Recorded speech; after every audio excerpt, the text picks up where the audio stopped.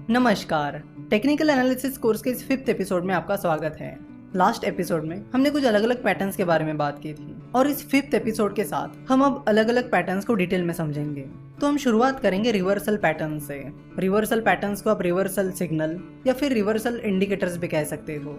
तो reversal pattern से हमें ये समझ में आता है कि जो ट्रेंड चल रहा है वो चेंज होने वाला है, यानी अगर बुलिश ट्रेंड चल रहा है तो बुलिश ट्रेंड चेंज होने वाला है, और अगर बियरिश ट्रेंड चल रहा है तो बियरिश ट्रेंड चेंज होने वाला है। तो रिवर्सल पैटर्न्स आपको बताते हैं कि ट्रेंड में चेंज होने वाला है। तो टेक्निकल एनालिसिस में रिवर्सल पैटर्न्स की तरह ही अलग अलग पैटर्न्स हैं जो आपको इंडिकेट करते हैं कि आगे क्या हो सकता है, और उनकी मदद से फिर आप ट्रेडिंग कर सकते हो। तो रिवर्सल पैटर्न्स में आज हम अम्ब्रेला लाइंस के बारे में बात करेंगे। अम्ब्रेला लाइंस कुछ इस तरह दिखती है, बिल्कुल अम्ब्रेला की तरह। अम्ब्रेला लाइंस की बॉडी छोटी होती है और उनकी लोअर शैडो काफी लंबी होती है, उन्हें अपर शैडो नहीं होती। एक और बात जो आपको ऑब्जर्व करनी चाहिए वो ये कि अम्ब्रेला लाइन की जो लोअर शैडो है वो उसकी बॉडी के 2 से 3 गुना ज्यादा होती है। अम्ब्रेला लाइंस में 2 तरह के पैटर्न्स होते हैं, हैमर और हैंगिंग मैन। अगर कोई अम्ब्रेला लाइन डाउन ट्रेंड के दौरान आती है तो उसे हैमर कहते हैं, और अगर कोई अम्ब्रेला लाइन अप ट्रेंड के दौरान आती है तो उसे हैंगिंग मैन कहते हैं। अम्ब्रेला लाइंस की खास बात यह है कि इनमें कलर मैटर नहीं करता कि वो ग्रीन कैंडल है या रेड कैंडल है। इसमें मेनली ये मैटर करता है कि वो अम्ब्रेला लाइन किस ट्रेंड के दौरान आई है। चलो तो शुरुआत करते हैं हैमर से और हैमर को डिटेल में समझते हैं। तो हैमर को आपको कैसे ढूंढना है? हैमर ढूंढने के 3-4 तरीके हैं। पहला है कि उस कैंडल की जो बॉडी है वो छोटी होनी चाहिए, उस कैंडल की जो अपर शैडो है वो नहीं होनी चाहिए या नहीं के बराबर होनी चाहिए। थर्ड थिंग है कि उस कैंडल की जो लोअर शैडो है वो उसकी बॉडी के 2 से 3 गुना ज्यादा लंबी होनी चाहिए, और फोर्थ वो कैंडल डाउन ट्रेंड में आनी चाहिए। अगर ये सारी कंडीशंस मिल जाती हैं तो उसे हम हैमर कहेंगे।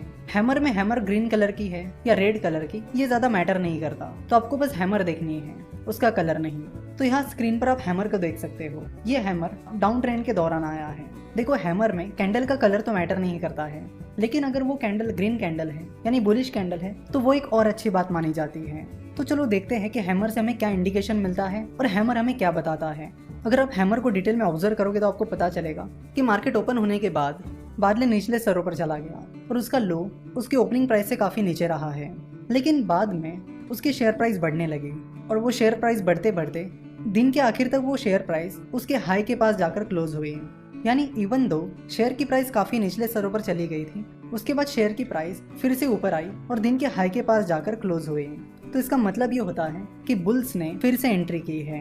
यानी अच्छी खासी शेयर प्राइस गिरने के बाद और अपने दिन के लो को टच करने के बाद बुल्स ने एंट्री की है, और फिर जाके शेयर की प्राइस बढ़ते बढ़ते दिन की हाई प्राइस के पास जाकर क्लोज हुई है। जैसे कि आप देख रहे हो कि इस हैमर से पहले मार्केट लगातार गिर रहा था और फिर अचानक से हैमर के दिन बुल्स ने मार्केट में एंट्री की है, और इस बियर मार्केट में बुल के आने से ये माना जाता है कि मार्केट में चेंज हो सकता है।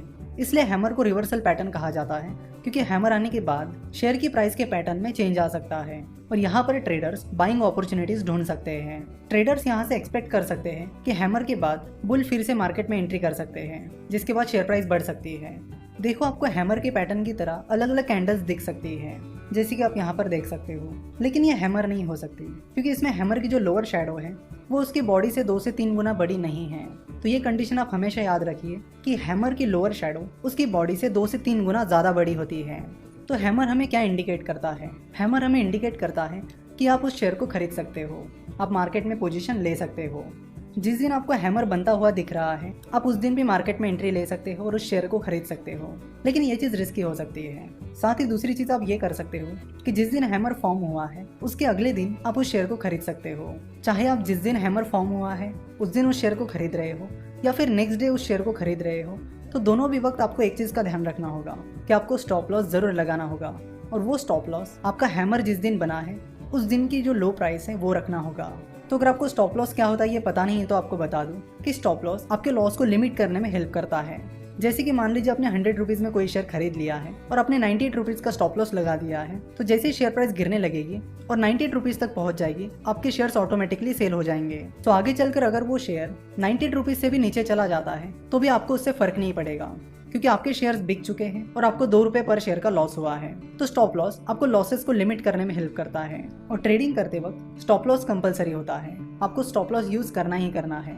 मान लेते कि जिस दिन ये हैमर फॉर्म हुआ उस दिन की लो प्राइस 500 रुपीज थी, तो इसका मतलब है कि अब हैमर जिस दिन फॉर्म हुआ उस दिन उस शेयर को बाय कर रहे हो या फिर उसके अगले दिन उस शेयर को बाय कर रहे हो, तो भी आपको जो स्टॉप लॉस है वो 500 रुपीज रखना होगा, जो कि हैमर जिस दिन फॉर्म हुआ उस दिन की लो प्राइस थी। तो ये हो गई हैमर की बात। हैमर ट्रेंड के बाद अब बुल ट्रेंड एक्सपेक्ट कर सकते हो और उस शेयर को खरीद सकते हो।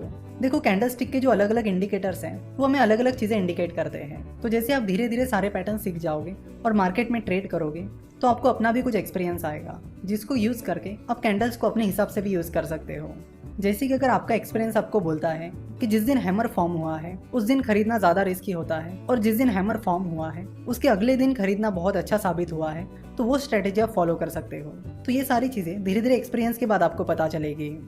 अब हैंगिंग मैन की बात करते हैं। हैंगिंग मैन अब ट्रेंड के दौरान आता है। दिखने में हैंगिंग मैन हैमर की तरह ही होता है, और हैंगिंग मैन में भी उस कैंडल का कलर कौन सा है ये मैटर नहीं करता। अगर आप सोच रहे हो कि हैंगिंग मैन और हैमर में कैंडल का कलर मैटर क्यों नहीं करता है, तो उसका जवाब है कि हैंगिंग मैन और हैमर, इनकी जो बॉडी होती है वो बहुत छोटी होती है।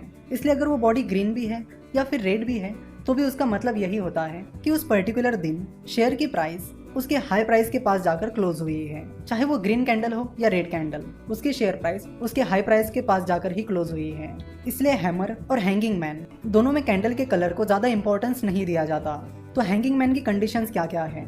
उस कैंडल की बॉडी बहुत छोटी होनी चाहिए, उसकी अपर शैडो नहीं के बराबर होनी चाहिए, और उसकी लोअर शैडो उसकी बॉडी से 2 से 3 गुना लंबी होनी चाहिए। साथ ही वो कैंडल अप ट्रेंड के दौरान आनी चाहिए। तो हैंगिंग मैन से हमें क्या पता चलता है? हैंगिंग मैन से हमें पता चलता है कि मार्केट में ट्रेंड चेंज होने वाला है और बियर्स मार्केट में एंट्री कर सकते हैं, जिसके बाद शेयर की प्राइस गिर सकती है। चलो तो हैंगिंग मैन की कैंडल को देखते हैं। जैसे कि हमें पता है हैंगिंग मैन अप ट्रेंड के दौरान आता है, यानी हैंगिंग मैन आने से पहले बुलिश मार्केट चल रहा है, जिसमें शेयर की प्राइस लगभग हर दिन बढ़ती जा रही है। और उस बुलिश ट्रेंड के बीच अगर हैंगिंग मैन आता है तो उससे हमें समझ में आता है कि बियर्स ने मार्केट में एंट्री कर ली है। क्योंकि जैसे कि आप हैंगिंग मैन कैंडल को देखकर समझ सकते हो कि हैंगिंग मैन कैंडल की लोअर शैडो बहुत लंबी है। इसका मतलब है कि उस दिन बियर्स ने मार्केट में एंट्री कर ली थी, शेयर प्राइस काफी गिरी थी, लेकिन बियर्स मार्केट में वो मोमेंटम बनाए नहीं रख पाए और दिन के आखिर तक शेयर प्राइस उसके हाई प्राइस के पास जाकर क्लोज हुई। तो यहाँ पर पॉइंट आउट करने वाली चीज ये है कि उस अप ट्रेंड के बीच ये हैंगिंग मैन आ गया, जिस दिन शेयर की प्राइस काफी ज्यादा गिर गई थी, यानी बियर्स ने उस दिन एंट्री कर ली थी। तो हैंगिंग मैन के बाद उस स्टॉक में सेलिंग अपॉर्चुनिटीज मिलती है, यानी हैंगिंग मैन पैटर्न के बाद आप उस स्टॉक में शॉर्ट सेलिंग कर सकते हो। अब ये शॉर्ट सेलिंग क्या होती है और कैसे काम करती है? सो जब आपको लगता है कि कोई स्टॉक गिर सकता है, तब आप उसमें शॉर्ट सेलिंग करके प्रॉफिट कमा सकते हो। शॉर्ट सेलिंग में जब शेयर की प्राइस गिरती है तब आपको प्रॉफिट होता है। नॉर्मली हम देखते हैं कि जब आप शेयर खरीदते हो और उसे ऊंची प्राइस पर बेचते हो तब आपको प्रॉफिट होता है, लेकिन शॉर्ट सेलिंग में उसके उल्टा होता है, यानी जब शेयर की प्राइस गिरेगी तब आपको प्रॉफिट होगा। तो हैंगिंग मैन पैटर्न के बाद शॉर्ट सेलिंग की अपॉर्चुनिटीज तैयार होती है, क्योंकि हैंगिंग मैन पैटर्न ये इंडिकेट करता है कि वहां से आगे शेयर प्राइस गिर सकती है। तो जब हैंगिंग पैटर्न फॉर्म होता है तो उस दिन आप उस स्टॉक में शॉर्ट पोजीशन ले सकते हो, या फिर आप उसके अगले दिन शॉर्ट पोजीशन ले सकते हो। अगेन स्टॉप लॉस लगाना कंपलसरी है, और हैंगिंग मैन पैटर्न के बाद जो आप शॉर्ट पोजीशन लोगे उसमें आपका स्टॉप लॉस जिस दिन हैंगिंग मैन पैटर्न फॉर्म हुआ है उस दिन की हाई प्राइस रहेगी। तो हैमर और हैंगिंग पैटर्न दोनों भी एक दूसरे के अपोजिट है। हैमर पैटर्न के बाद उस स्टॉक में बाइंग अपॉर्चुनिटीज निकल कर आती है, वही हैंगिंग मैन पैटर्न के बाद उस स्टॉक में शॉर्ट सेलिंग अपॉर्चुनिटीज निकल कर आती है। हैमर में जो स्टॉप लॉस होता है वो जिस दिन हैमर फॉर्म हुआ है उस दिन की लो प्राइस होती है। वही हैंगिंग मैन के बाद जो शॉर्ट पोजीशन आप लेते हो उसका स्टॉप लॉस जिस दिन हैंगिंग मैन फॉर्म हुआ है उस दिन की हाई प्राइस रहती है। आप अपने रिस्क कैपेसिटी के अनुसार या तो जिस दिन हैंगिंग मैन पैटर्न फॉर्म हुआ है उसी दिन शॉर्ट पोजीशन ले सकते हो, या फिर उसके अगले दिन शॉर्ट पोजीशन ले सकते हो। धीरे धीरे एक्सपीरियंस के बाद आपको पता चल जाएगा कि आपको क्या चीज़ ज़्यादा सूट कर रही है। हैमर पैटर्न के बाद बुलिश ट्रेंड आएगा कि नहीं, ये चेक करने के लिए आप एक और चीज़ कर सकते हो। अगर आप बहुत कम रिस्क लेना चाहते हो तो आप ये चीज़ कर सकते हो कि हैमर के अगले दिन की क्लोजिंग प्राइस को आप हैमर जिस दिन फॉर्म हुआ है उस दिन की क्लोजिंग प्राइस से कंपेयर कर सकते हो। अगर हैमर जिस दिन फॉर्म हुआ है उसके अगले दिन की क्लोजिंग प्राइस हैमर के दिन की क्लोजिंग प्राइस से ज़्यादा है, तो उससे हमें और एक इंडिकेशन मिलेगा कि मार्केट सही में ऊपर की ओर जा रहा है। तो इस तरह की चीज़ें भी आप कर सकते हो। सिमिलरली आप हैंगिंग मैन पैटर्न के दिन और हैंगिंग मैन पैटर्न के अगले दिन की क्लोजिंग प्राइस को कंपेयर कर सकते हो। अगर हैंगिंग मैन जिस दिन फॉर्म हुआ है उसके अगले दिन की क्लोजिंग प्राइस जिस दिन हैंगिंग मैन फॉर्म हुआ है उस दिन की क्लोजिंग प्राइस से कम है, तो उससे आप पता कर सकते हो कि बेयरिश ट्रेंड सही में शुरू हो रहा है। तो इस तरह के कंफर्मेशन कॉल्स भी आप ले सकते हो। आशा करता हूँ कि आपको हैमर और हैंगिंग मैन ये दोनों भी पैटर्न अच्छे से समझ में आए होंगे।